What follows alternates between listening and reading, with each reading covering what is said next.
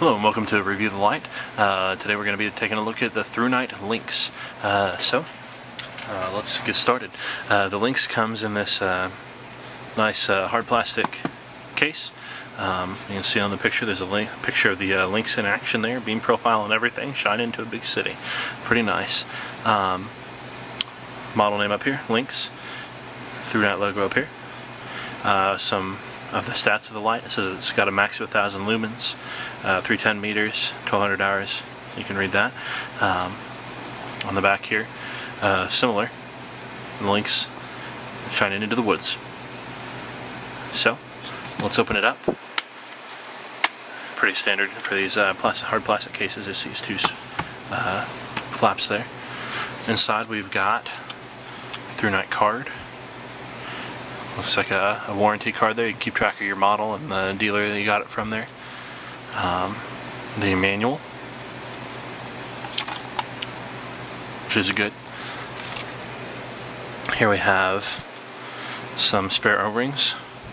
And I've already taken out of its little plastic bag this optional diffuser. Or I shouldn't say optional, it comes with it. This included diffuser accessory cap. And a lanyard. Here's the battery case for if you want to use two CR123s. This you put the CR123s inside of this and slip it in to keep them from rattling around in there. It's a spacer because it normally takes a single 18650 battery. And here's the holster.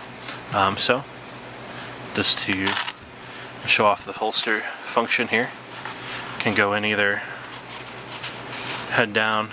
A little bit of a push, but it can fit in there head down. And you can see it's got this flap on the back.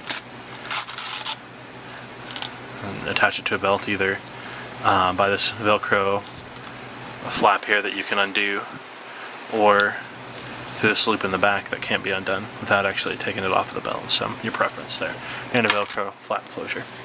And also, I'll just show it going in head up if that's what you prefer. So, whichever you like.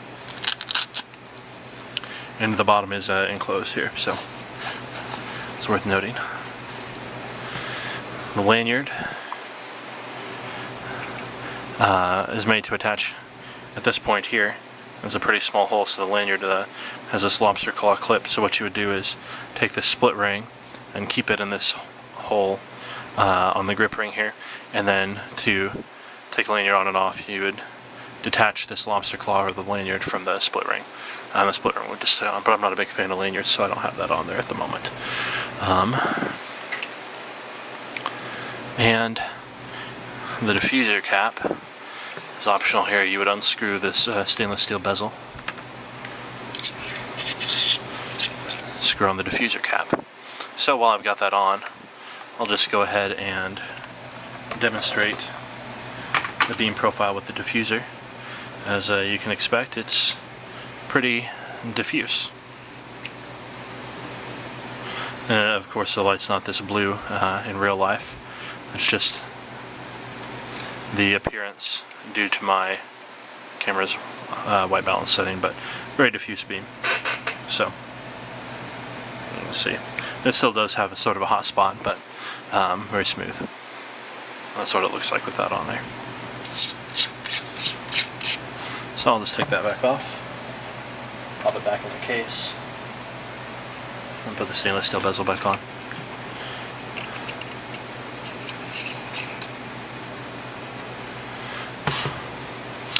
Then look at the outside here. It says it's a limited edition Korea XML L2 U2 Lynx serial number right there. Look at the front with without the diffuser. You see we've got the stainless steel bezel and glass there, smooth reflector. See the XML2 down at the base. Some heat dissipation fins here, which is good because this light has some pretty good output.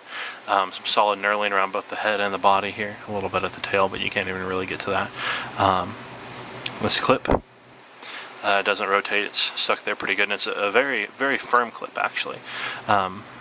So that's a pretty intense clip. Then this ring back here is part of the tail cap. So as you unscrew that, the tail cap comes off. You can see inside the tail cap we have this flat piece of metal attached to the spring, so that the spring can't scratch up the rear end of your light at all. So it's a nifty feature. A very heavy-duty cap back here, and this free spins with the rest of the cap, and I'll show you why here in a moment. But it's a very, very interesting tail cap design, something I haven't seen much before, really. In fact, haven't seen one like that before at all. So here you've got the battery. This came with a Thrunite 2600 milliamp hour battery, 18650, and also, as I mentioned a second ago, and I'll show you now, I don't have CR123s to put in there, but you load up your CR123 lithium batteries if you want, and then this just slips right in there to keep them from wiggling around too much. Obviously that doesn't fit, so that's the purpose of that piece. So we'll slide that back in. You might have noticed this has a little notch, you can see in the camera right there, that the tail cap needs to line up with, because they've got it engaged now, because the operation of the tail cap is where all the magic happens for the Lynx. So we'll fire it up. You see a very large button on the tail cap here, smooth piece of metal, not rubber like you see for a lot of tail caps, so that's pretty intense. And to turn it on, you just push it in. So it's an electronic switch, so once you get it about part way down, it recognizes the push. You don't even have to get it quite all the way before it turns on, but it doesn't have a momentary on in this function. So the tail switch has 3 positions. 3 of them are user selectable modes. There's 1, 2, 3, and then the 4th one that I'm in now, all the way to the tail cap, all the way counterclockwise, as you're looking at it from the rear, is momentary max brightness wherever you're at. So you can always count on having maximum brightness momentary feature. So you turn it all the way clockwise, push the switch in, and it's on for as long as you're holding down, and then as soon as you release, it's off again. So that's nice. I like having that always accessible. You know, you always can get straight to the max brightness easily with a physical control, which I really appreciate. And then you have your 3 user selectable positions. So in any of these 3 positions, you choose what brightness or mode you want, and then the light will remember it and leave it there until you remove the tail cap or replace the battery or whatever. So alright, let's see what I've got it in right now. Right now it seems like this one is on a pretty low setting. Number 2 here I've got slightly higher, and number 3 I've got on a low again. So we'll reset those to demonstrate it. So I'm on the first one, the one closest to the max momentary on. To select whatever brightness you want, you're just going to push the button in and hold down for a second, and then the brightness will start ramping up. You'll see we're getting brighter, significantly bright, and then it blinks a couple times at the top to let you know it's reached the max. So if you want a max brightness setting, you just leave it there. So now I turn it off, turn it back on, and it remembers that max brightness that I chose. But if I want to go the other direction, I'll turn it on and again hold down. It'll start ramping back down. I can stop wherever I like. So if this is the brightness I want, that looks pretty good. So we'll leave that position there.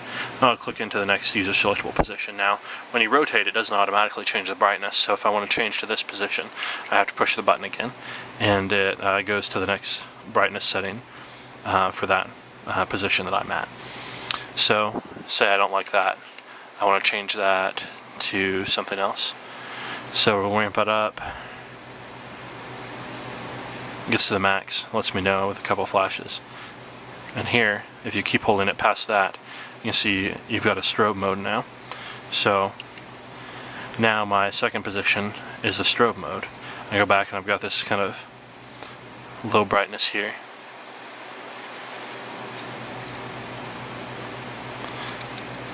Excuse me, I got my modes mixed up, so alright. So here's my strobe mode, and there's my max brightness. Here's my medium brightness, and there's my strobe mode. So you got to kind of keep track of what you're doing. It takes a little practice to get used to the the positioning of everything. But now I have it set. So here's my max brightness, momentary on. And then here is my medium mode that I set. And this one I made my strobe. And then just for fun, we'll go to my last user selectable position. And we'll just scroll all the way through.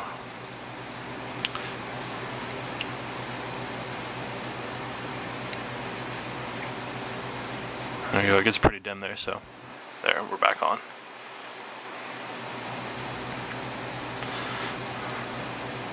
So there we have the couple flashes to let me know I'm at the max. Stays there for a second, then it starts strobing. Then if you don't pick that, I can pick this fast strobe, which is pretty annoying if you're on the business end of it, but I don't like to keep it there, so after that it goes back to the minimum brightness and starts scrolling through again. So we'll just let you watch it all the way through.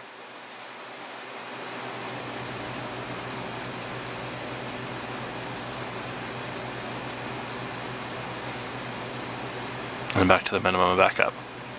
So instead of going up and down like some, once you get to the end of the line, it just starts back over at the minimum and you can release it wherever you want. So now I have this medium brightness here. I've got strobe. There it is in my second position. This medium brightness. And then if I want the momentary maximum, I can do that no matter what, anytime I want.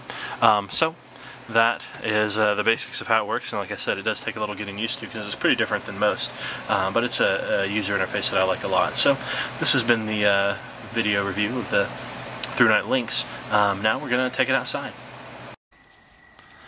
Welcome back to Review the Light. We've got the Thrunite Lynx out in my backyard. We'll see how she does at night. I'll fire it up here. Let's see.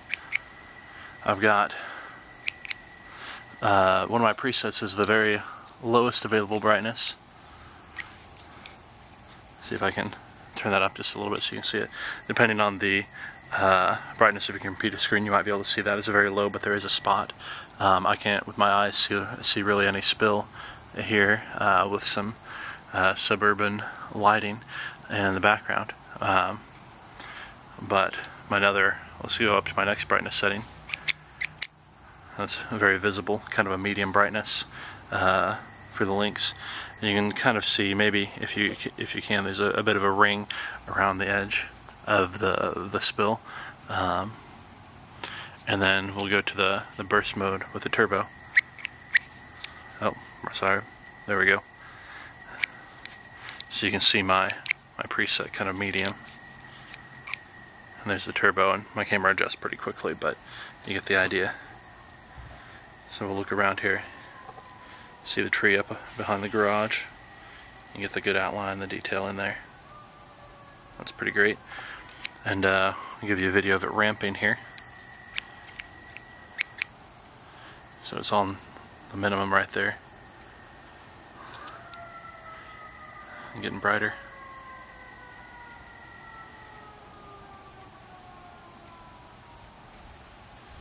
Flashing to let me know it's at the maximum. There's a strobe mode you can pick, or a very fast strobe. And then it goes back to the minimum, which I'll leave it at. So, this has been, oh, almost forgot, sorry about that. I'll switch out the bezel for the diffusing filter bezel. Give me a moment. Alright, so now I'm at minimum brightness with the diffusing filter bezel there. You can see it's pretty diffuse, it's on, but you can't really see much detail. We'll ramp with that so you can get an idea of how that looks.